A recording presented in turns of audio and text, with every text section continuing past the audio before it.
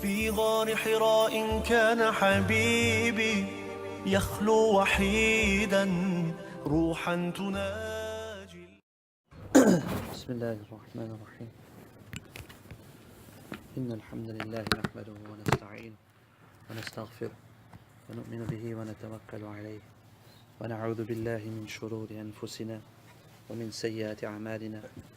من يهده الله فلا مضل له ومن يضلله فلا هادي له ونشهد أن لا إله إلا الله وحده لا شريك له ونشهد أن سيدنا ونبينا ومولانا محمدا عبده ورسوله. أما بعد، فأعوذ بالله من الشيطان الرجيم. بسم الله الرحمن الرحيم. والنازعات غرقا والناشطات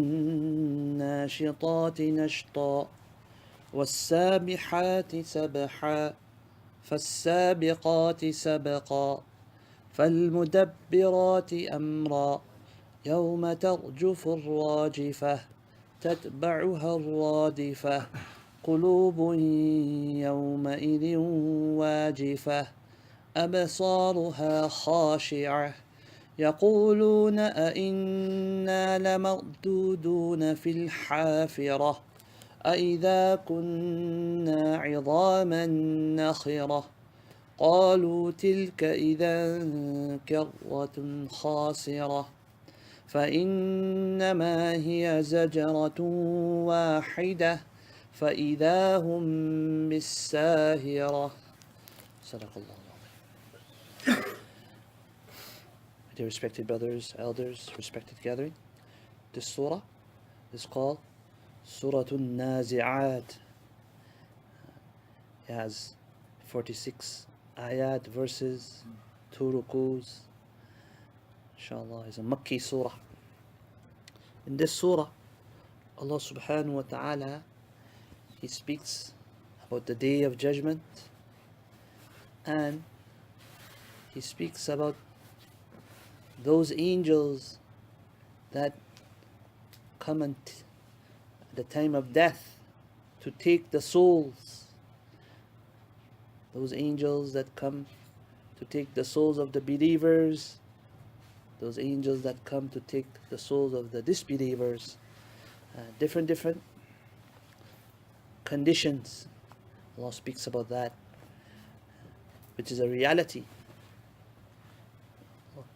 The Shaykh Zakaria rahmatullah alayhi, in his kitab, his book Fadail al-Sadaqat, Virtues of Charity, in one section he's written and he's compiled different stories of the different conditions of people at the time of death, when the angel of death comes. Sometimes Imam Ghazali rahmatullah alayhi, in his Ihya al-Ulum as well, very great scholar Imam Ghazali rahmatullah alayhi, in his kitab, famous kitab called Ihya al-Ulum, in that kitab as well mentions the different conditions of the believers and disbelievers at the time of death, what happens. So this is a reality. In Fazail al-Sadaqat, one story is mentioned that the time of death, the angel of death, when he comes to take the soul of a believer, when he comes to take the soul of a believer, it comes in hadith, the nearest meaning, that death is like a gift for a believer. A gift for a believer. Hazrat Bilal radiallahu ta'ala an, when he was about to die, his wife was crying and very sad, and she was saying that, Hazrat Bilal radiallahu ta'ala asked her, what's wrong? Why are you so sad? He said, you're going, this is your last moment. She said, nothing to worry about. This is a joyful moment. This is a happy moment. I'm going to meet my beloved companions, my beloved Nabi. I'm going to be with them. This is something to look forward to. I'm going to meet Allah, my Creator. So a believer, death for him is a gift. He looks forward to it. And on the other hand, the one who didn't prepare, death for him is a very punishment, a great punishment. It's a spectacle that he doesn't want to see. So in the hadith, it comes to the nearest meaning that when a person has made preparations for that, and he used to do good deeds, good actions, and he was beloved to Allah subhanahu wa ta'ala, in one incident, the Shaykh rahmatullah alayhi, he mentions an incident, and in there is mentioned that the angel of death, he asked that person, and he comes with a whole group of angels, 500 angels, out of istiqbal, and out of welcoming. He comes to welcome that person. When he comes to take the soul of that person, come in such beautiful appearances, that the person feels so at ease. And it comes in hadith to the nearest meaning that a believer, at the time of his death, when the soul is taken out from his body, is like when you take out a piece of hair, some hair that was in the dough, and you just take out that hair, how simple that hair comes out of the dough. So simple. The soul, when it comes out of the body of a believer who has made preparations, so simple it comes out. On the other hand, if a person hasn't made preparations, then when the angel of death comes, then the soul, he doesn't want to come out. He's not ready to come out. So he goes hiding in the body. He runs around trying to hide. He's not ready to come out. And then he's taken out. He's pulled out. He's forced out. So the pain that you go through at that time is the worst pain a person can experience. So that's why a person must always try his best to make preparations for the hereafter, preparations for the day he has to die. Always making preparations, always ready. He shouldn't be like, oh, I can't go now. Sheikh Zakaria rahmatullah, he mentions one story. The angel of death came to take the soul of a king. And the king, he told all of his khadims and his servants that bring me the best horse that you have. Bring me the best horse. So one was brought. He said, not that one, bring another one. Another one was brought, not that one, another one. All the horses were brought. Then he chose the best one that he wanted, the best horse. He went on that horse, and behind him is all his servants. The whole, parade is going on, everything is going on. So when he's going out of the palace, there's one old man in tagged and patched clothing and old clothing. So he makes a shout. He said, King, I need to speak to you. He says, okay, on the way back. Not now. So he said, no, I need to speak now.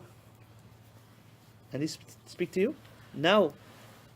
So the king said, no, when I come back. So what he did, he holds on to the reins of the horse and snatches the reins. He says, who are you? How can you do this? You're snatching the reins of my horse?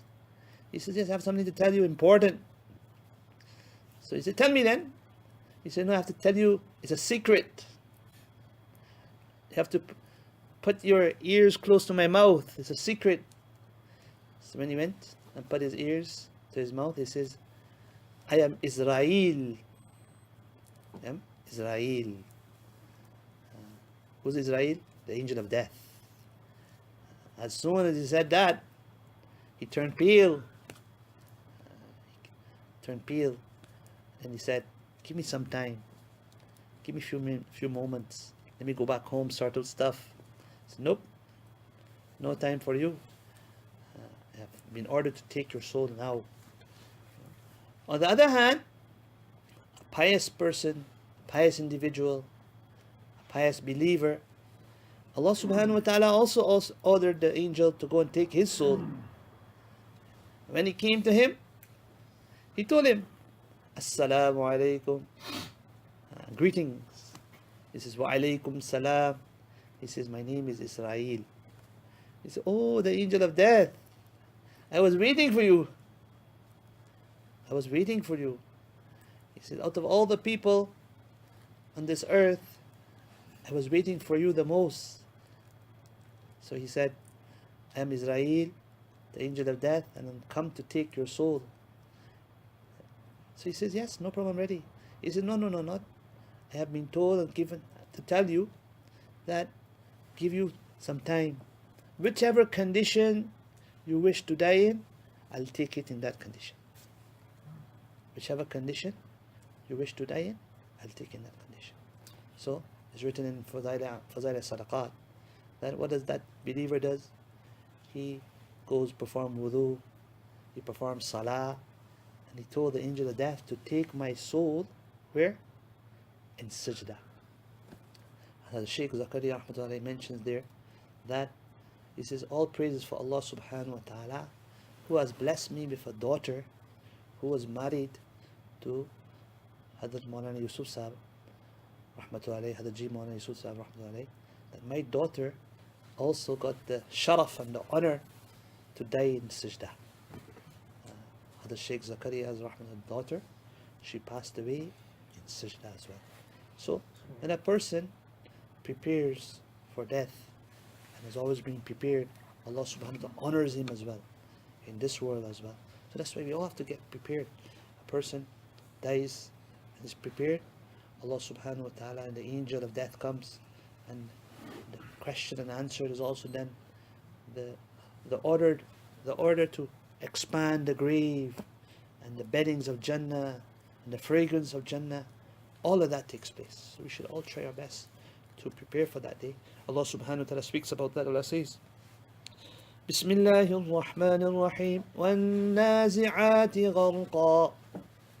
وَالنَّازِعَاتِ, Allah says, take an oath on those angels, nazi'at, that they extract, those who extract the soul, غَرْقًا, they dive into the veins.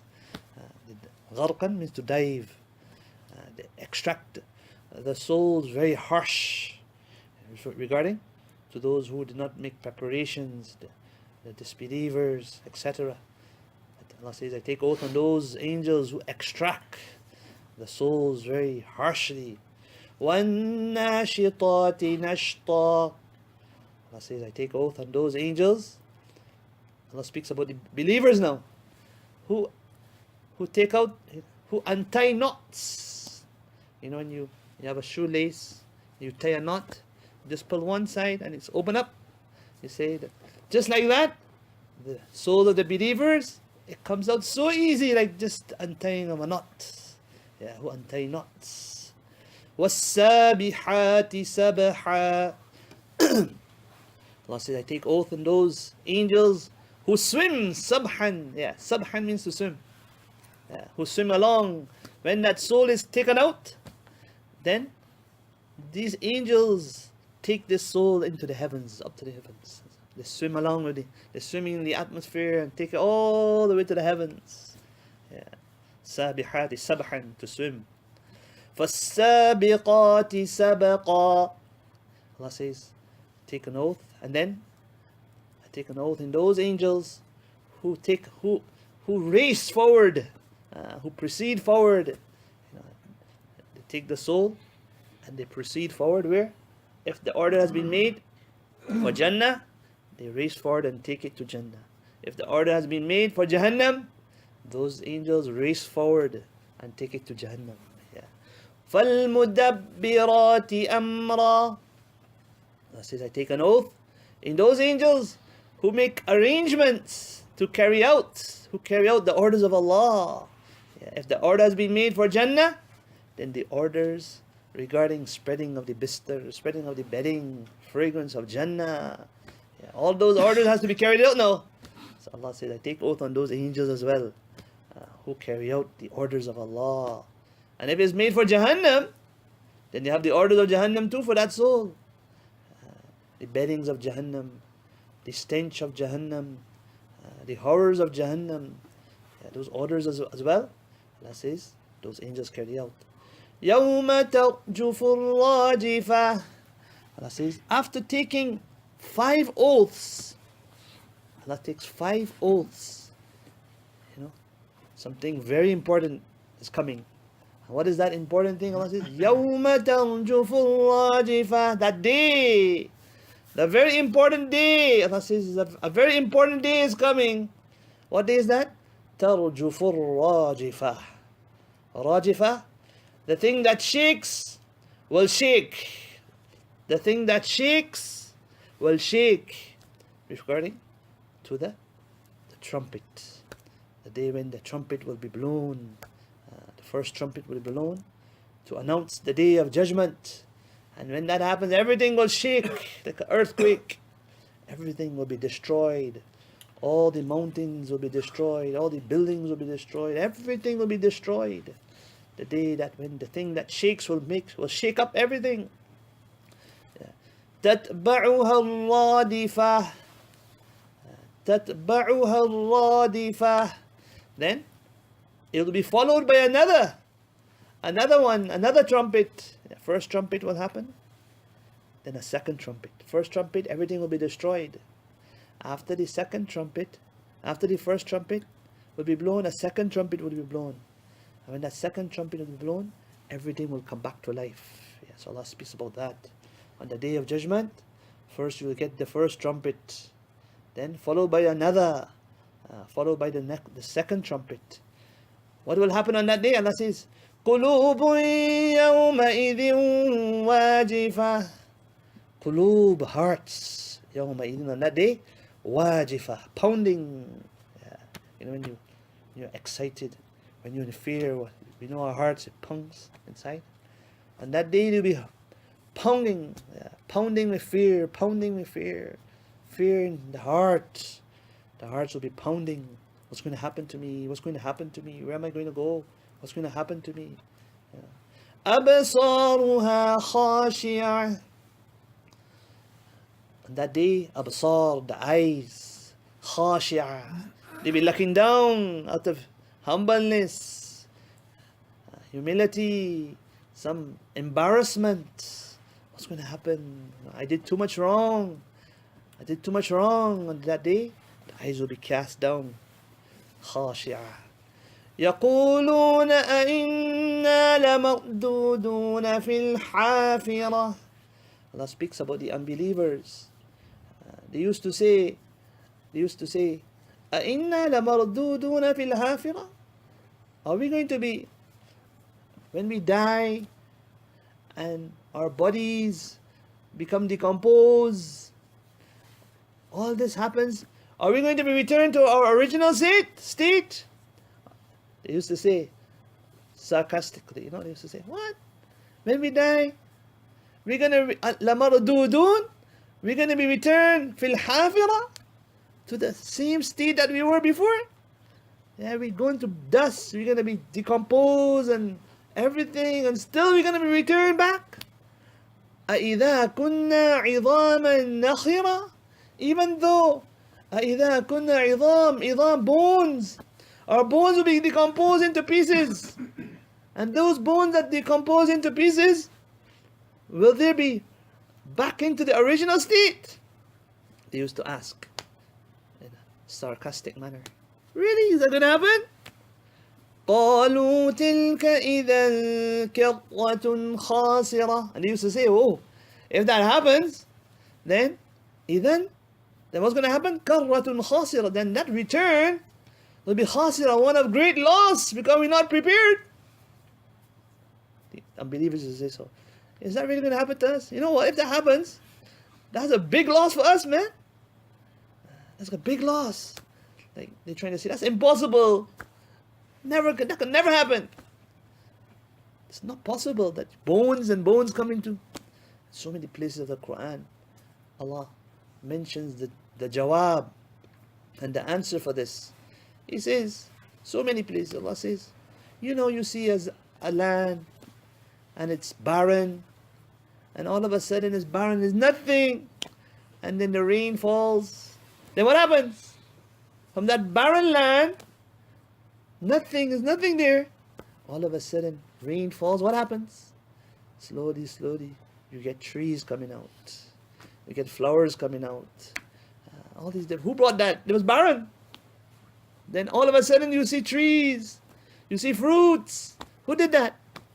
From barren, nothing, and then to something. Who did that? Allah has the power to do anything. Allah says, فَإِنَّمَا هِيَ زَجْرَةٌ وَاحِدَةٌ. Allah says, you know what?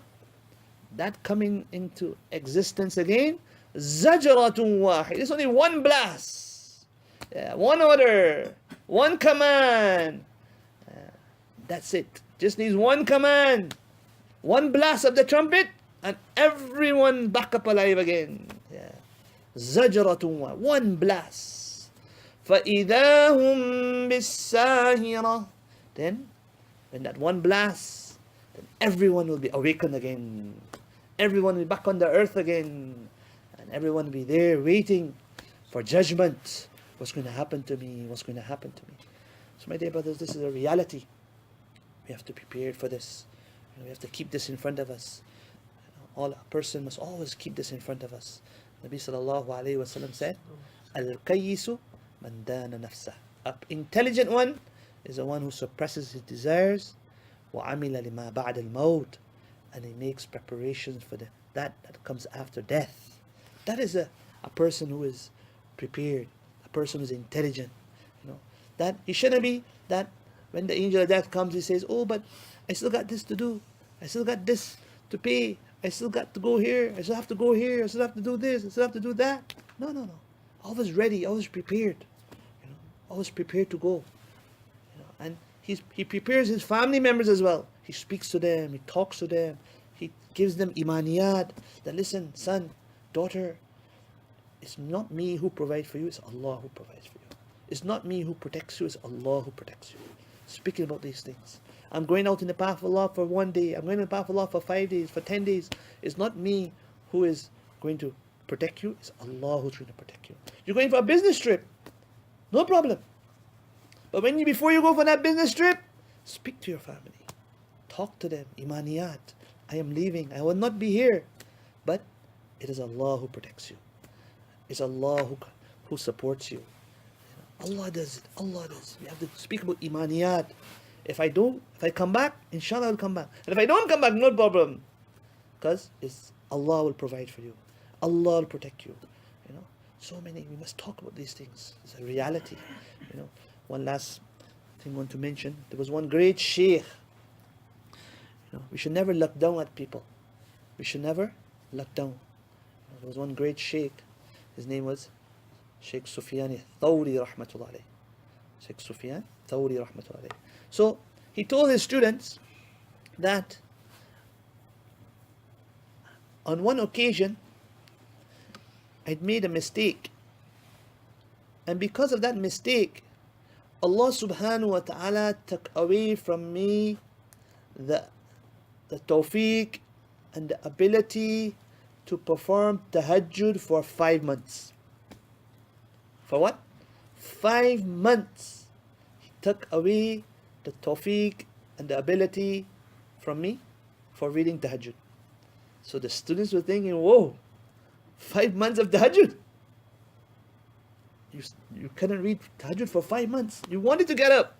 You wanted to read. You wanted to do it. But for some reason, before you used to get up for tahajjud, you're not getting up for tahajjud anymore. Before you used to read Quran every day, but for some reason, you're not reading Quran any day like before. You used to do half para, now you're only doing quarter para. Or you used to do quarter para, you're not even doing 1 page anymore. So, Sheikh Sufyan Thawri rahmatullah, he told his students, you know what? I used to pray tahajjud, and then for 5 months, Allah took away that tawfiq for reading tahajjud. He said, shall I tell you what I did wrong? So they say, yeah, of course, tell us what you did wrong.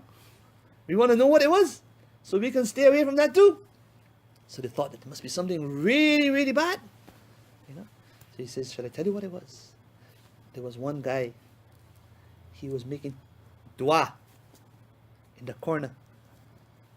And I just looked at him, and that guy, he was crying and crying and crying loudly, and he was making dua.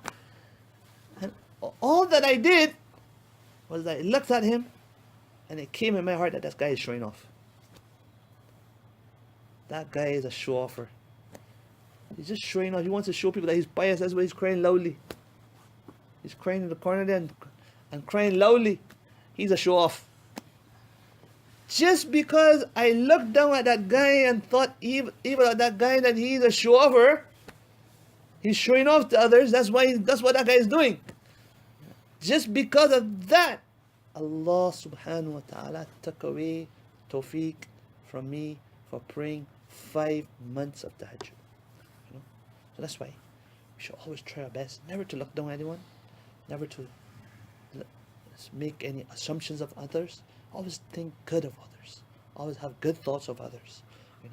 And think whenever for example, we're reading Quran, and now we're not reading Quran anymore. A month has passed and we know how much Quran I've read. A week has passed. I'm not praying my salah like before in the masjid. I used to pray 5 times salat in the masjid. No, I'm only praying 4.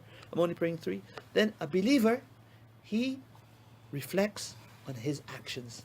He says to himself, that is my actions. Something of wrong I've done, some guna, some sin I've done. That is why Allah has taken away this tawfiq. Allah has taken away this ability. So let's all try our best. That never to blame others, but to blame ourselves more. It's good to blame yourselves. That's the way of Sahaba. When a person slips, Sahaba slips, astaghfirullah, astaghfirullah. What did I do wrong? Astaghfirullah, astaghfirullah. I slipped today. That's how we should look at. We should try to have that kind of mentality of blaming ourselves more, doing istighfar more. May Allah subhanahu wa ta'ala give us all tawfiq. Subhanallah. So